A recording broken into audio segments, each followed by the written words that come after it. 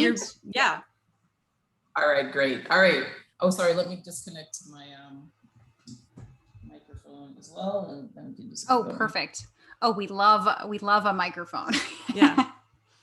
The guest who brings their own mic is the best kind of guest. Yeah, I know. Okay.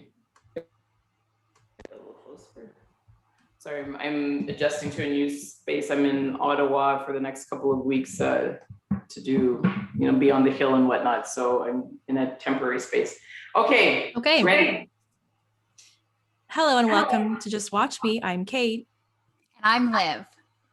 And today on the podcast, we are honored to welcome Annamie Paul. Ms. Paul has a Bachelor of Laws from the University of Ottawa. She has a Master's of Public Affairs from Princeton. She is a Canadian activist, lawyer, and she is now the leader of the Green Party of Canada. Welcome, Ms. Paul. Thank you so much for being on the podcast.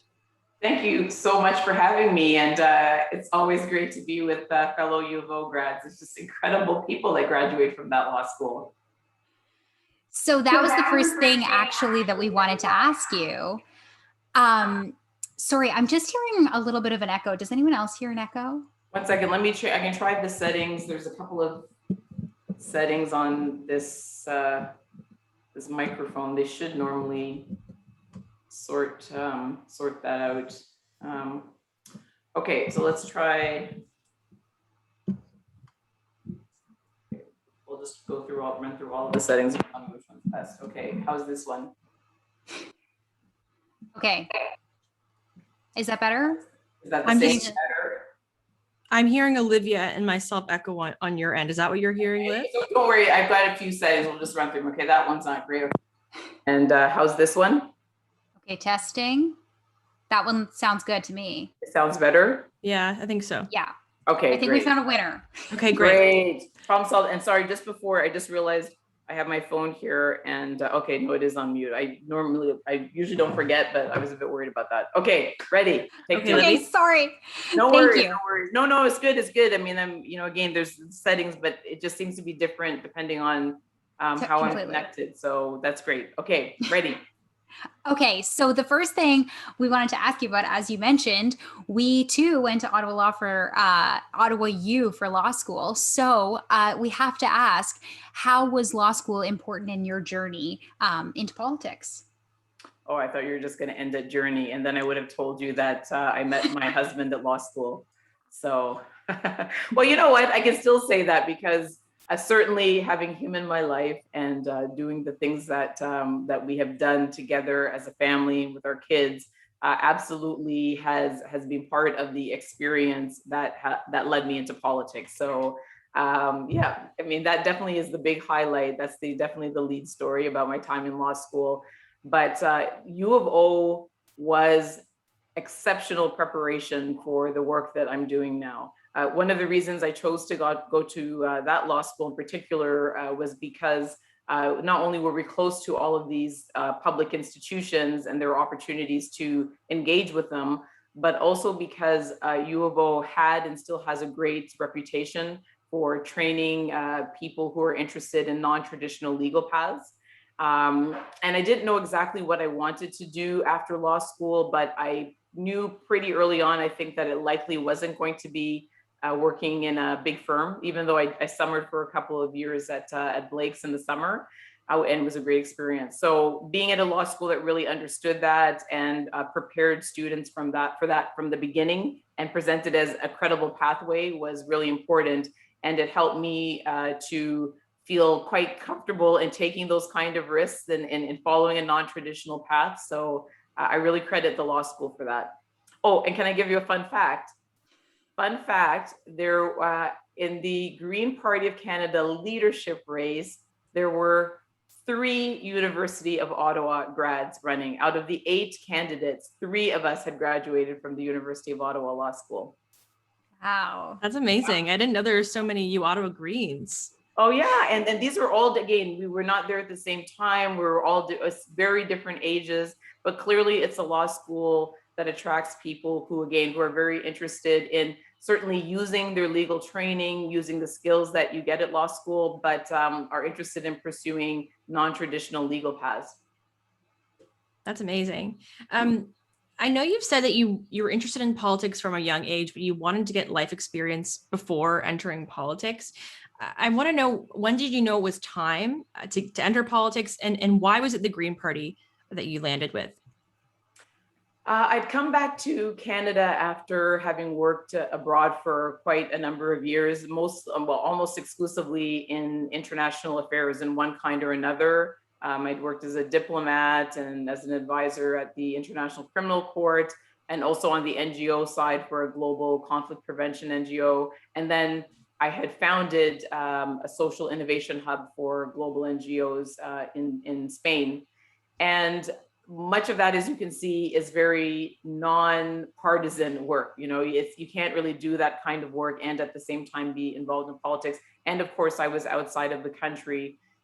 So when I came back to Canada, I was really excited about the opportunity to finally join a party. I felt ready for it. And I also felt that this was an important time to do that, because I really believe that government is going to have such a big role to play in the next chapter of our history as a country. And so I decided that this was the time. My children also were older by then. My partner is also, well, again, he's a U of O grad. He's an international human rights lawyer and very flexible with his work. And so it was a good time for me. And I felt also, most importantly, that I had something to contribute. I really had learned through my early exposures to politics that if you go into politics too early without really anything to contribute, that it becomes much more of a job or a game. And I never wanted it to be that for me. I chose the Green Party because, as much as possible, this is my hot tip, as much as possible, you really want to make sure that your values as a human being, your private values, the values that you model, with your family and your friends and your children, are aligned with your politics. I think it's got to be the worst feeling in the world to feel like you have to represent policies or positions that really don't align with who you are and what your values are. And so I tried to pick a party that I thought most aligned with that, and also that really excited me because of its innovation around public policy. So what we know instinctively about the Green Party, because of its name, is that it's a party that's really committed to climate issues. But there is often some confusion about its ideology, and the ideology specifically of the Green Party under your leadership. So can you talk about your vision for where the Green Party will fall on the political spectrum? Well, first, in terms of our party, our values and principles are shared by global Green parties. So we share values with Green parties around the world. There are 6 principles essentially. They center around things like sustainability, respect for diversity, respect for democracy, those kind of values, and those are very foundational for us here and abroad. And so that's something that we have in common, and it's something that's quite unique in Canada, just because the parties that are here are very domestic, and we are domestic, but we have this global network that we're a part of. And I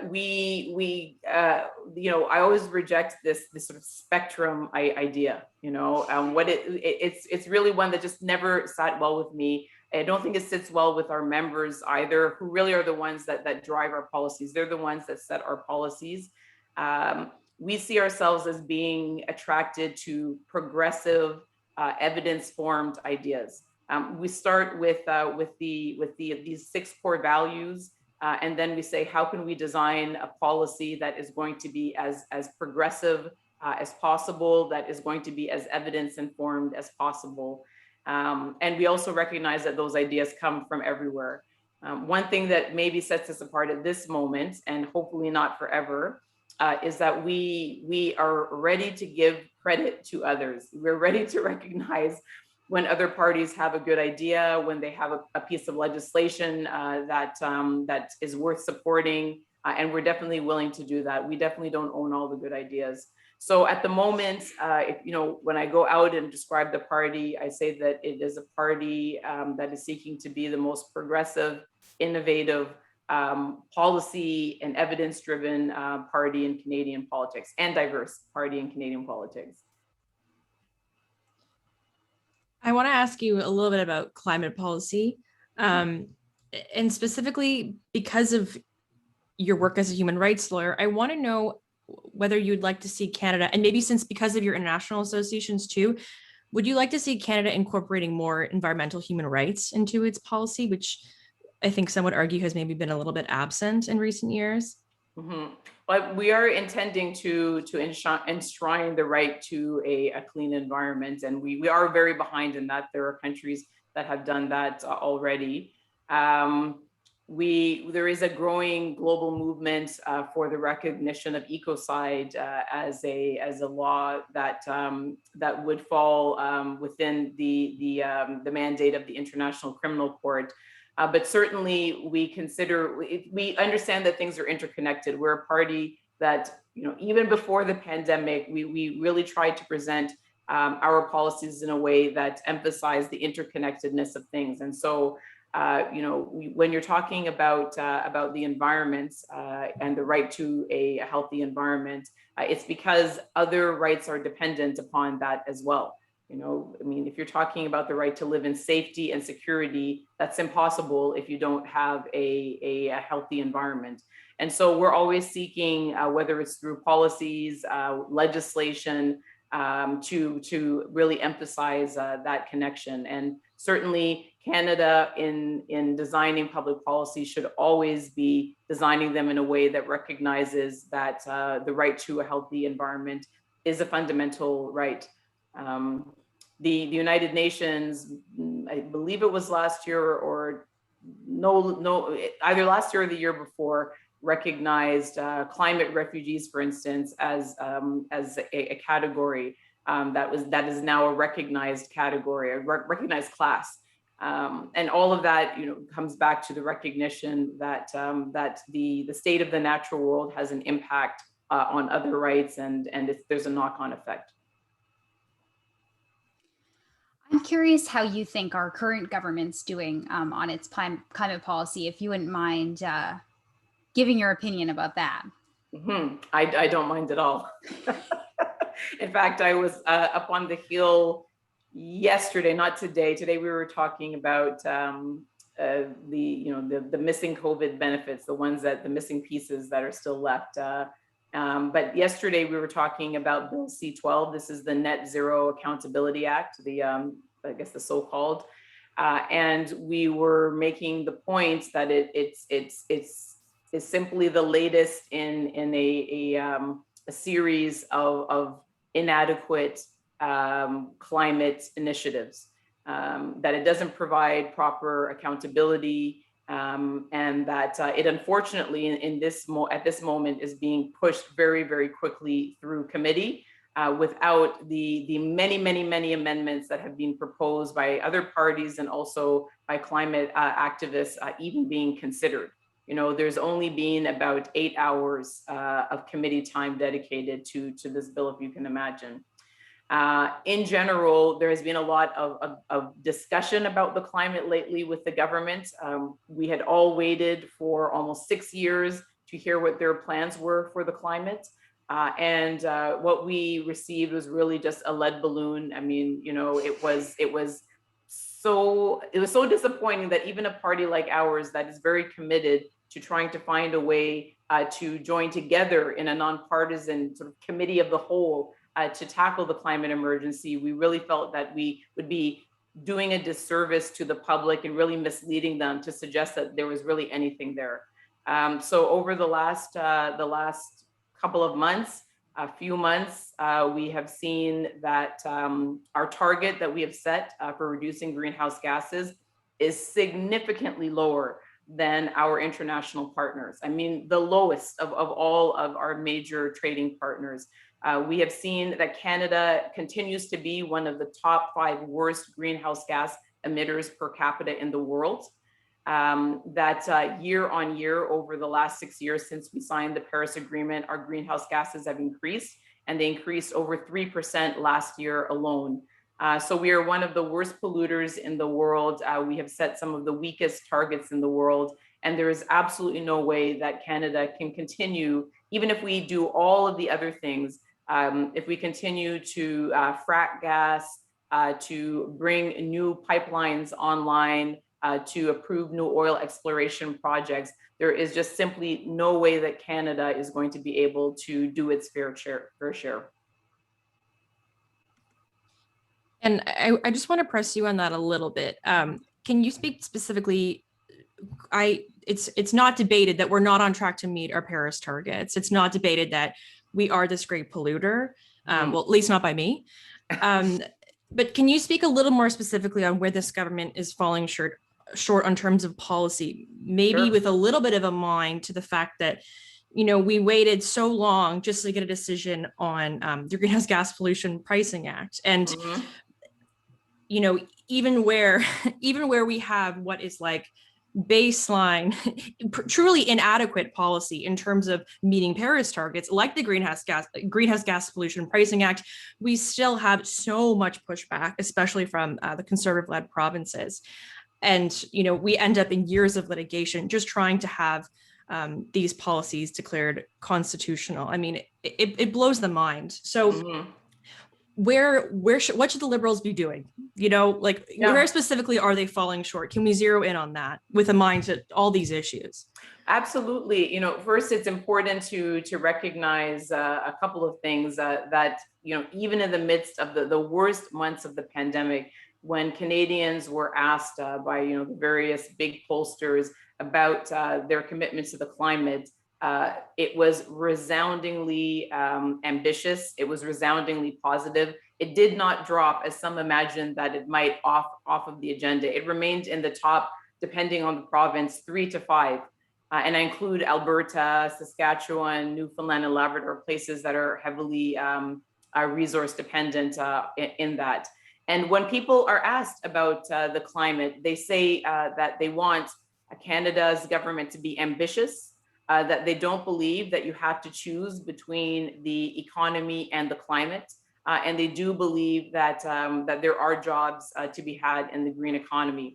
This includes 2/3 of Albertans, and 2/3 of Saskatchewans, because there are, let's say, vested interests that are very happy to suggest that there are these massive regional cleavages between Canadians when it comes to the climate. But when you put it to Canadians directly, we're really quite uniform around the country about this. So that's really encouraging, because what that means is that if there is the political will, or if we elect the kind of political leadership that is as ambitious as people in Canada are for the climate, then we can do a lot really quickly. So, with that context in mind, the specific things that we have passed, I'm thinking in French, I was going to say passé à côté, that we haven't succeeded, missed opportunities, really. These are missed opportunities. One is our target. In the context of a world where all of our international partners set very ambitious targets for themselves over the last 6 months, there is no reason that we could not have done that. If it can be successful in the United States and in Germany, and in New Zealand and Japan and all over the world, then we really had the opportunity to do that, and we didn't. We also haven't established a carbon budget. A carbon budget is something that is very basic that you need. You need to know this is how much carbon we have left to spend, in order to keep below 1.5 and do our fair share. And this is where we're going to use it. And we're going to set it out, just like a budget, year by year. This is where we're going to set it out, and by sector as well. There's no carbon budget either. We also, again, in terms of the Climate Accountability Act, the government continues to refuse to set a target for 2025. And there are more than 10 economies around the world, leading economies around the world, who have climate accountability acts. Every single one of them includes a 5-year target from the date that the legislation is passed. We're also not investing enough in a green recovery. The European Union, for instance, is investing over 1/3 of their long-term budget into their green recovery. So that's real money that is backing this up. President Biden is doing the same thing with his $6 trillion recovery plan. A significant chunk is set aside for climate-related projects. What we're also continuing to do that's a failure is subsidize fossil fuels. The government promised many years ago to end subsidies to the fossil fuel sector and companies, and it continues to grow its subsidies to that sector. They grew in the context of the pandemic. So I could go on, but I would say that these are all things, everything that I've mentioned are all things that, and I guess I should also mention the pipelines, the investments that we're making in bringing new pipeline projects online. These are all things that I can point directly to a wealthy Western country or multiple wealthy Western countries where governments have successfully done what needed to be done and still gotten reelected and still managed to make progress. And I do believe that had we done every single one of those things, that the Liberals still would be riding where they are in the polls. I mean, they're not going to be winning any seats in Alberta one way or the other. And so where they have votes, people are very supportive of these policies. And I'm disappointed that they are not as ambitious as people in Canada. Well, as you mentioned, Western Canada is very stereotypically, resistant to these kind of policy ideas. And I was very interested to find out that your brother actually worked on the oil patch. So I'm curious what your message would be to them and how you're going to get them on board to your policies.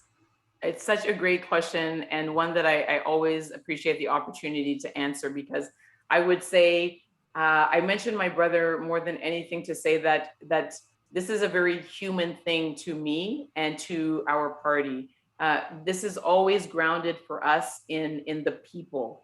If we're talking about limiting global warming, it's because we want this planet to be a livable place for humans and for other life on this planet. It's not a theoretical intellectual exercise for us.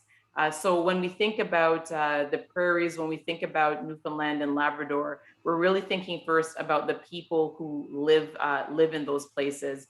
I have no hesitation, and sometimes this may be controversial in some circles, but I have no hesitation in saying that it is important for us to thank and honor and respect the contribution that workers out in those areas have made to creating the country that we all enjoy.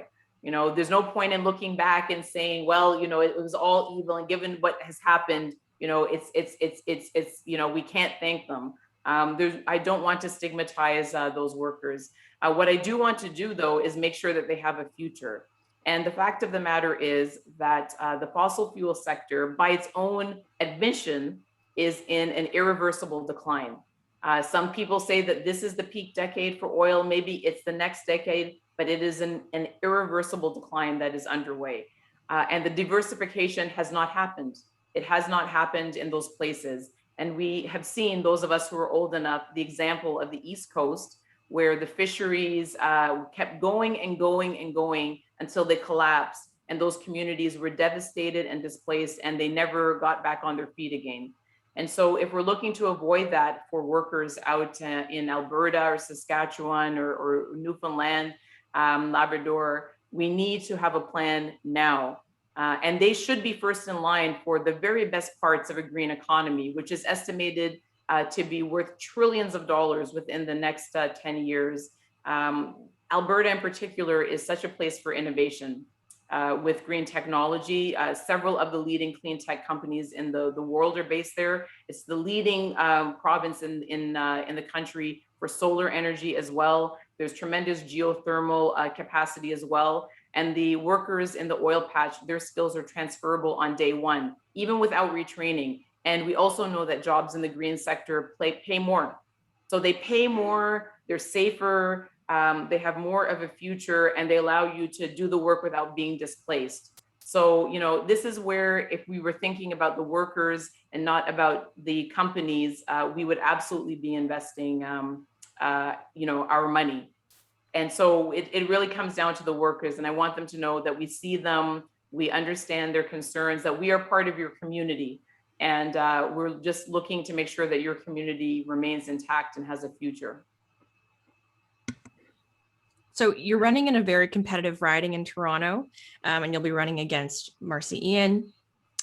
What is your strategy, and what will success look like for you and the Green Party in the next cycle?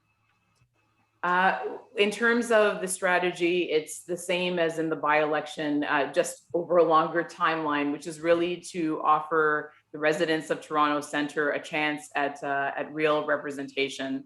And by that, I mean that, it's a tiny riding, but really a microcosm of so many of the issues that we face around the country, just really concentrated.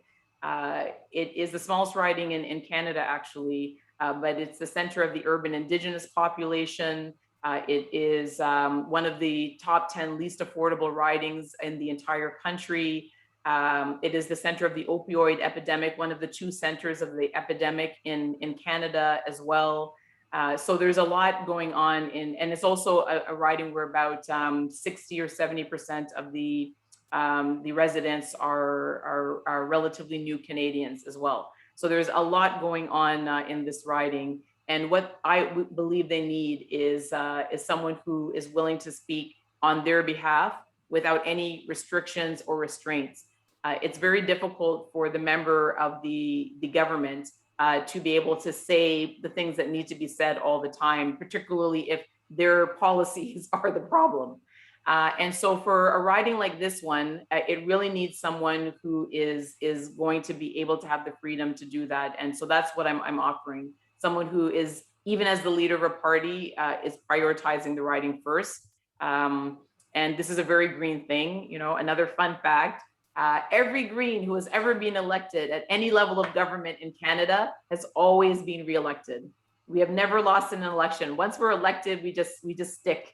And it's mostly because our formula, if you want to know it, is really because we always put our constituents first, always. So we're almost like a city councillor, but at the federal level. And so that's my objective. And I think that that's what that riding needs if it's going to get the help that it needs. In terms of our strategy as a party, I've had the good fortune of living in other countries where Greens have made the breakthrough, or living close to countries where Greens have made breakthroughs, whether it's Germany or France, or at the European level with the European Parliament, where you seem like you're in the wilderness and you're going to be forever, and then all of a sudden you make that breakthrough. And a big part of the breakthrough for Greens has historically been at moments of transformation, moments of transition. And I believe that the pandemic has really created that moment here in Canada, where a lot of people are saying that there's got to be a better way, whether it's in terms of the culture of politics, and the lack of collaboration that we see, whether it's in terms of just actually getting stuff done, and not trying to game things too much, whether it's in terms of the commitments that we're making to complete our social safety net so that we never end up feeling this vulnerable again. We never end up feeling this at risk again. I think people are ready for that. And I think that this could be a chance for us if we do our job. We still have to do our job to make our case to people in Canada, but I think that their minds are a little more open than they were in 2019. And I think that's why I did so well in the Toronto Centre by-election as well. I mean, we had 3 weeks, and we couldn't do any of the usual things. We didn't do any door-to-door canvassing. I mean, not one door was knocked on. We didn't have an office. We were in a hot zone in Toronto, right? And so there was nothing. There was just what we could do by phoning people and me doing interviews in the media. And we only had 3 weeks. And this is the safest Liberal riding in the country. I mean, Bill Morneau won that seat by 35%. 35%. That was the gap between him and the NDP, who came in second. And so the fact that we were able to shrink that from 35% to 9% in 3 weeks and go from 7% to 33%, I mean, that tells you that people were really ready for something different. I mean, I don't think it was me. I think they were just ready to try something new. I think it may have been a little bit you. Can I just ask you a question very quickly before we let you go? Sure. I have to pick up on something that you said, because you mentioned that Green Party members, when they're elected, they tend to last more than one term.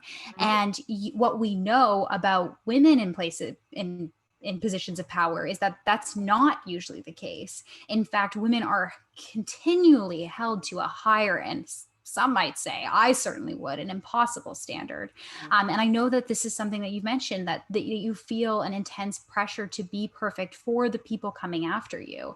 And so I'm just wondering, if you can give us a little bit of insight into some of the struggles that you've faced in politics. Yes, everything that you said. It is, as someone, the first thing that I did after graduate school was to come back and found this organization, which was the first of its kind at the time, focused on not understanding and then also responding to the issue of the underrepresentation of women and racialized communities and other underrepresented communities in Canadian politics. And really, the reasons that it was so tough for women, this was back in 2001. The reason that it was so tough back then, the reasons are the same now. They haven't changed very much. It is still challenging for women to tap into the networks that help them to successfully run, whether it's in terms of securing the financing that they need, or whether it's securing the volunteers that they need, both of which are equally important. You can have money, but without the labor, you will never make it. Because you can never raise enough money to pay for what a couple hundred volunteers can do for you. So that's a challenge. It continues to be a challenge for women to be selected to run in winnable ridings as well. You may be able to say we have parity in terms of the number of candidates, but where are they running? And this applies also to people of color and other, marginalized communities as well. For a woman like me, there certainly were very few models to look up to. We've only had 5 women elected to lead a political party with seats in parliament. 5 in the entire history of our federation. And if you subtract myself and Elizabeth, the last time that we had one was in 2003. We really, at the highest levels of politics, women are still shut out. And as you said, when women get elected, they're held to this very high standard. And if they don't meet it in any way, they don't win re-election. So for me, I'm aware of all of those things. I'm aware that unfortunately, my entire gender is being judged on my performance, and that my success or failure really will determine how easy it is for the next person to do this. That applies to being a Black person as well, and a Jewish person as well. I mean, these are all firsts. There's no way around it but to acknowledge it, and to acknowledge the stress and the strain that it causes. It is difficult and it's often lonely, but having a sense of why you're doing it is incredibly important, and being able to build your own support network is absolutely critical. Having my family support, having the support of friends is really important to do this kind of work, because politics is not a welcoming, friendly place yet. But I encourage, and this is why I always encourage, people like you to consider politics, because we can complain about it, or we can change it. And we do know that when we get a critical mass of women in national assemblies, the critical mass is around 1/3, that things change. There have been many empirical studies around the world that shows that the dynamic within assemblies changes when at least 1/3 of the members are women. So when if women run and support each other, then they can change things. They can change the culture of politics. And if they change it, then more women run and it becomes a positive feedback loop. And one day we might actually attract people to politics who are there to contribute to good public policy, and that's the main reason that they're there. Imagine that. Annamie Paul, thank you so much for being on the podcast. It is my pleasure. Thank you so much for having me. And we'll definitely do that part 2 when we have some more time. You can interview me during or after the next election. I'm sure I will have a million war stories to tell you. Sounds good. We can't look wait. forward to it. Yeah. Thanks. Thank you. Thank you so much. We'll let you get We'll let on. you go. Yeah. But I'm gonna head to. I've got about 10 minutes before my next thing. Thank you so much, and congratulations on your podcast. That's just really great.